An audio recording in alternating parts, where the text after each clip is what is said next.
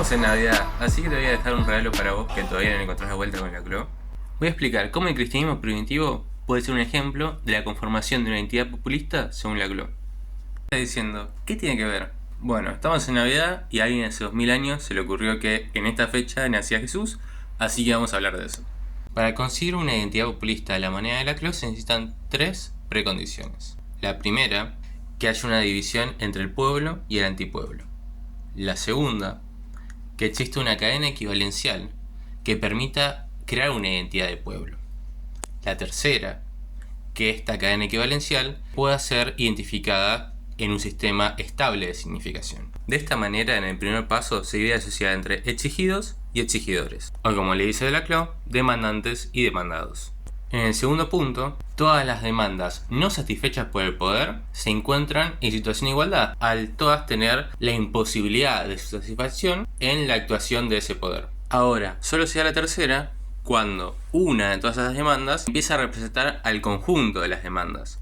Es decir, el nombre de una, el significante de una, se vacía de su contenido propio para contener a todo el conjunto. Por eso se dice significante vacío. Bien, hasta acá lo más básico, que es muy resumido la teoría de la CLO. Pero pasemos a un ejemplo. Ya lo sepas, pero vamos a dar un poco de contexto a la historia de Jesús. En el siglo I de nuestra era, en Judea, una región de lo que actualmente es Israel y Palestina, la religión predominante era el judaísmo del Segundo Templo.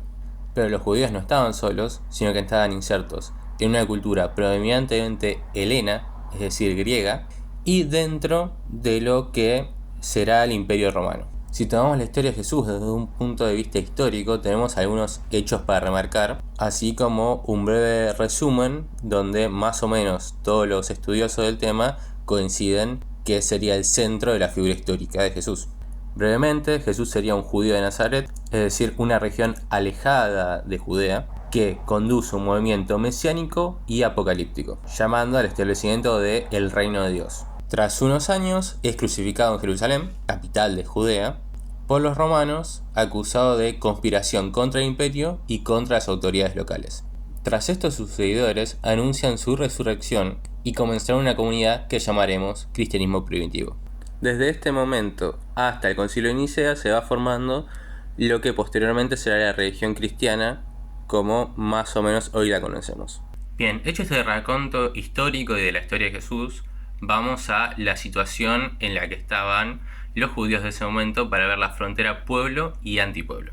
Espiritualmente se regían por las autoridades del Segundo Templo de Jerusalén y políticamente por la dinastía de Herodes, que era judía pero estaba en vasallaje con Roma. La independencia contrastaba ampliamente con la dinastía asmonea, es decir, lo que estaban antes de Herodes. Ellos eran un reino judío independiente, que había logrado su independencia tras la revuelta macabea, la cual es recordada en la festividad judía de Hanukkah. Para lo siguiente es importante recordar que para los judíos la ley que rige a su sociedad es la que está escrita en la Torá, y que lo que los cristianos conocen como Viejo Testamento es la Biblia judía. Bien, en el Gran Sanedrín, es decir, el Senado judío de ese momento, había dos grandes facciones. Por un lado los fariseos, que eran los más ortodoxos, es decir, que buscaban una interpretación judía que excluyera las costumbres extranjeras, es decir, una reacción tradicionalista contra la imposición de costumbres helenísticas o romanas. Por otro lado tenemos a los saduceos, que eran los aristócratas, que estaban más abiertos a la helenización y a costumbres que iban con los romanos. Que Judea fuera dominada por una potencia extranjera y que las autoridades del templo estuvieran de acuerdo con ello, significaba que Dios estaba en contra, para las visiones que no acordaban con los saduceos, como podían ser los fariseos, y otras facciones que se encontraban por fuera y que no eran parte de la política judía, al menos en el Gran Sanedrín. Acá tenemos reacciones más espirituales, como los esenios, que vivían vidas monásticas por fuera de la sociedad que consideraban corrupta, o los celotas, que eran considerados unos rebeldes para las autoridades porque buscaban la irrupción violenta del reino de Dios, no solo espiritualmente, sino terrenalmente. Aunque con el diario del lunes parece que la figura de Jesús hubiera sido algo único, tenemos que entender que hubo otros movimientos mesiánicos y apocalípticos que también intentaron el establecimiento de un nuevo reino de Dios por diferentes métodos, como pueden ser el levantamiento del egipcio o de Judas el Galileo, que están escritos en la historia judía relatada por Josefo. Volviendo, como decía Laclau, la estructura mínima para las identidades políticas, o en este caso político-religiosas, son las demandas. En este caso serían las demandas a Dios, pero como dice el dicho, Dios no atiende en todos lados, sino que atiende solo en Buenos Aires. En este caso, atiende solo en Jerusalén. Las autoridades de Jerusalén no eran todas las facciones, sino solo los saduceos. Entonces, en este caso, el poder a quien se refieren estas demandas son los saduceos. Aquí encontramos la primera ruptura de la sociedad entre pueblo y antipueblo. El pueblo judío, que es respetuoso de su Dios y de la ley, y el antipueblo, que sería en este caso el poder saduceo, que se corrompe por costumbres ajenas y que no es respetuoso de los judíos. Laclau nos habla que lo que une a estas demandas es la falta, es decir, no haber sido satisfechas por el poder. En este caso, los fariseos reclamaban una ley más estricta y que siguiera más las tradiciones. En ese momento, la región pasa de la dinastía de Herodes a control directo romano.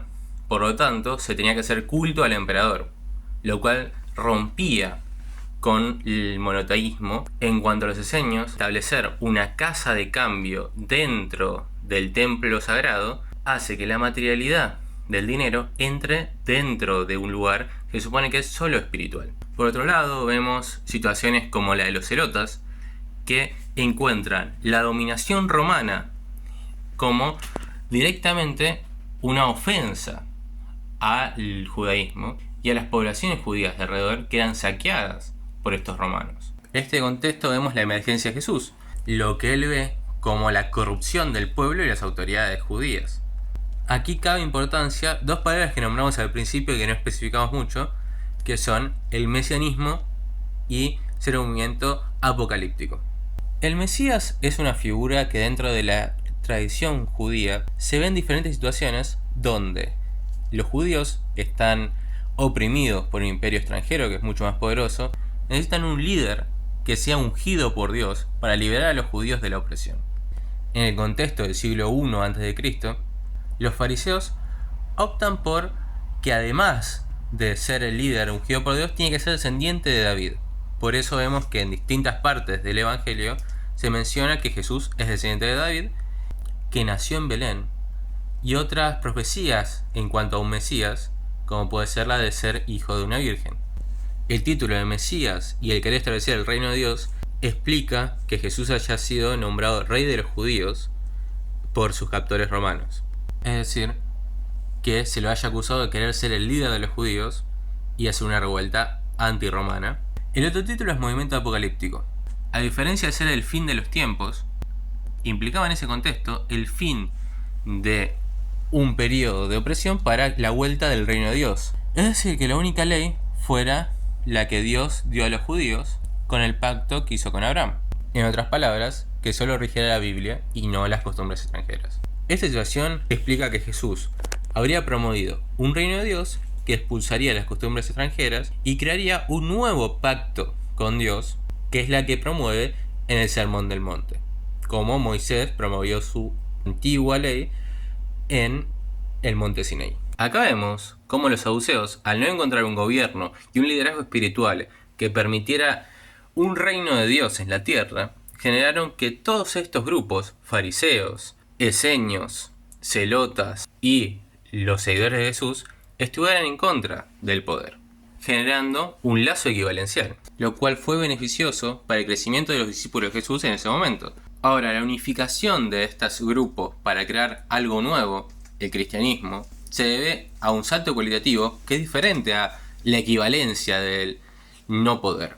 Una vez que a Jesús lo crucifican y se crea esta comunidad cristiana primitiva, esta rápidamente se divide entre una cuestión, que era si mantenerse como una secta del judaísmo, es decir, que la religión fuera solo para los judíos, o ampliarla hacia los gentiles, es decir, los no judíos, que estaban en otras partes del Imperio Romano. Aquí vemos como la primera postura de los judíos cristianos era comandada por la iglesia en Jerusalén, que estaba comandada primero por Pedro y después por Santiago, el hermano de Jesús. Mientras la idea de los gentiles cristianos era apoyada por Pablo, que fue a hacer distintas misiones hacia partes del oriente del Imperio Romano, como pueden ser Antioquía y Grecia. La tercera etapa, la de lograr un significante vacío, se encuentra recién con la destrucción del segundo templo, con la revuelta judía contra Roma. Acá por un lado cambia el poder deja de ser los saduceos y empieza a ser los fariseos, mientras los parten hacia Yavne, lo que de acá más va a ser el judaísmo rabínico, que formará el judaísmo como actualmente lo conocemos. Los cristianos juntan parte de los fariseos, parte de los esenios y parte de los celotas, que mismo se puede ver en los discípulos de Jesús, que algunos tenían en parte de su nombre ser celota, o mismo el propio Pablo, que fue fariseo, hacia una nueva comunidad que ya no estará gobernada desde Jerusalén por estos cristianos que buscaban ser parte del judaísmo, sino que será conformada por Pablo y los distintos discípulos de diferentes partes del Imperio Romano, lo cual se constata por las cartas que están en la Biblia que manda Pablo hacia las diferentes comunidades en distintas ciudades por fuera de lo que era el área de Judea y las cercanías. Aquí ya no importa tanto la figura de ser judío, sino la figura de seguir a Jesús y creer que Él generó un nuevo pacto, una nueva ley que va más allá y que es espiritual y no es terrena.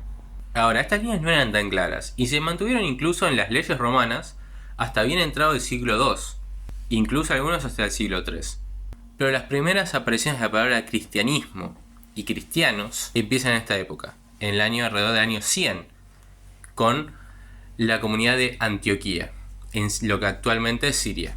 Esta nueva nominación, aunque deja fuera algunas de las demandas que querían los otros grupos, como por ejemplo los fariseos, que querían una tradición que sea exclusivamente judía y no extranjerizante, sí incluye otros intereses, como podía ser lo de mayor igualdad, mayor distribución de la riqueza, un poder que no fuera de los sacerdotes, sino que estuviera en el pueblo. Por eso los primeros cristianos se reúnen en iglesias, es decir, eclesía, asamblea, que sería en griego antiguo, y la reacción a los impuestos que imponía Roma desde el extranjero, así como venerar un politeísmo o a los emperadores, así como venerar la figura de Jesús, entre otras cosas. Lograr esta denominación de cristianismo se encuentra en que Cristo, es decir, Mesías, pasó de ser una de todas estas demandas a ser la que englobaba a todo el grupo, a todo el conjunto. Ahora, ¿por qué? Esta palabra pasó a nominar el conjunto y no fue otra. La CLO nos indica que esto se debe al lazo libidinal, es decir, al lazo de amor que hay entre los seguidores y el líder. En este caso, Jesús pasa a definir el cristianismo, no de la forma de su nombre, sino la forma de su título, porque Jesús, Cristo, Jesús, el Mesías, Jesús pasa a nominar al conjunto entero, es decir, a sus seguidores y a las creencias que esos seguidores van a tener, su identidad. Repasando, la oposición al poder, que en ese momento eran los saduceos aliados de Roma, hace unir a diferentes grupos o a diferentes secciones de esos grupos, que podían ser parte de los fariseos, parte de los esenios, parte de los celotas y algunos discípulos de Jesús, en un grupo que se reúne bajo el liderazgo de Jesús. Y el salto cualitativo se da cuando años después, luego de la destrucción del templo, estos grupos se identifican como uno solo, y al identificarse como uno solo, lo hacen con el nombre de su líder. Por último, quería dejar algunas recomendaciones bibliográficas, como pueden ser los videos de Useful Charts de Matt Baker, los videos de Sam Aronow sobre la historia del judaísmo y La razón populista de Ernesto Lacroix.